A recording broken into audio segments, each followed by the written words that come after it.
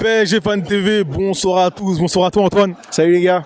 On recevait Toulouse ce soir, ça s'est plutôt bien passé avec de belles illustrations. Qu'en as-tu pensé globalement? Bah écoute, j'étais énervé après le dernier match, là ils m'ont quand même fait plaisir parce que dans un match où vraiment on a commencé mal mais contre le cours du jeu selon moi parce que vraiment c'était la première incursion de Toulouse dans notre moitié de terrain. On se prend un but bête, évitable et derrière on aurait pu s'écrouler. On a vu des matchs cette saison où on n'arrivait pas à revenir. Là on a senti qu'ils n'avaient pas de problème, qu'ils allaient se remettre dans le match et ils ont fait le boulot. Ils auraient pu mettre le troisième à la fin mais finalement on a réussi à gagner sans trop se faire peur. Donc écoute, avant les grosses échéances qui arrivent, c'est plutôt une bonne nouvelle.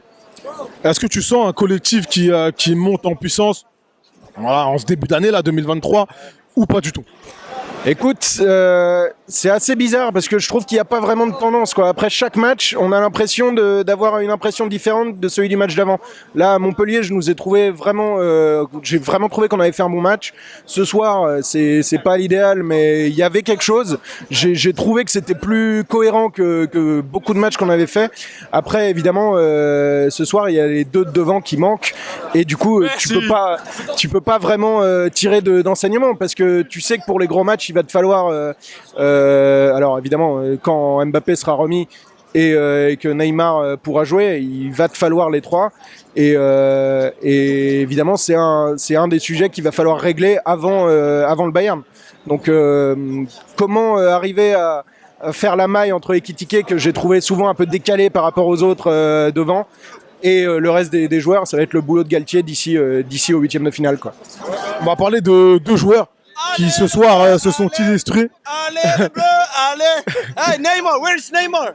Where is Neymar? Neymar is preserved. Bro, I came for Neymar. This is bullshit. I will never come back for PSG. This is bullshit. Let's go, man. Ok, donc un supporter, ouais, même pas, on va laisser un supporter de Neymar, ok. Mais bon, on est là pour parler du Paris Saint-Germain. Ouais, bien sûr. Et là, on allait parler de deux joueurs notamment qui se sont illustrés ce soir et qui sont critiqués, qui ont été critiqués. Ouais. Je parle d'Hakimi et de Messi, bien entendu. Messi, là, sur ses deux derniers matchs, voilà, d'assez belles copies, il faut le dire. Qu'est-ce que tu peux dire sur ces deux joueurs, finalement, envers qui on est très exigeant en tant que supporter? On est très exigeant parce qu'on en attend beaucoup, parce qu'on sait qu'ils ont un niveau qui peut être énorme. Et justement, ouais, clairement, ce soir, si tu me demandes de ressortir deux joueurs, ça va être ces deux-là.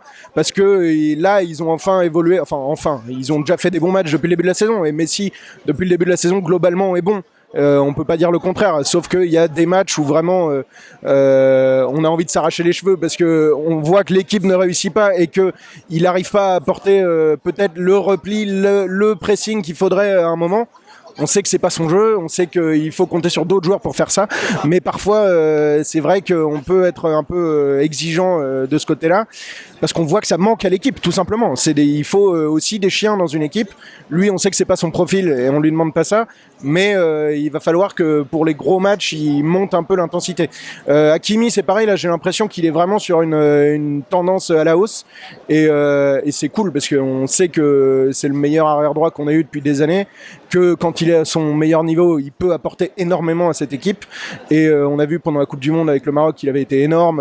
Et puis là, depuis, je te dis, quelques matchs à Montpellier, il a marqué ce but refusé malheureusement pour hors-jeu, mais qui était incroyable. Et on sent qu'il reprend à la fois confiance et que sur le plan physique ça va mieux, et je pense que pour lui c'est très important pour arriver à faire ses allers-retours pendant tout le match. Donc espérons que ça dure, et il va falloir en tout cas à Marseille, pour le Bayern et pour tous les grands matchs qui arrivent, que ces deux-là soient vraiment des moteurs pour l'équipe, parce que on a besoin de nos joueurs de haut niveau au rendez-vous dans les grands matchs, quoi. Merci à toi, Antoine. Merci à vous. Et puis, dernière, la petite mention habituelle pour Danilo, qui en plus, là, en boitant et à mon avis avec une moitié de cuisse pétée, a encore fait un gros match. Ce type-là, il est increvable. On a dit tout ce qu'on voulait sur lui et finalement, il est toujours là et c'est un soldat. C'est les joueurs qu'on veut voir et qu'on aime. Danilo, la fiabilité. Merci à toi. Merci à vous, les gars. Merci.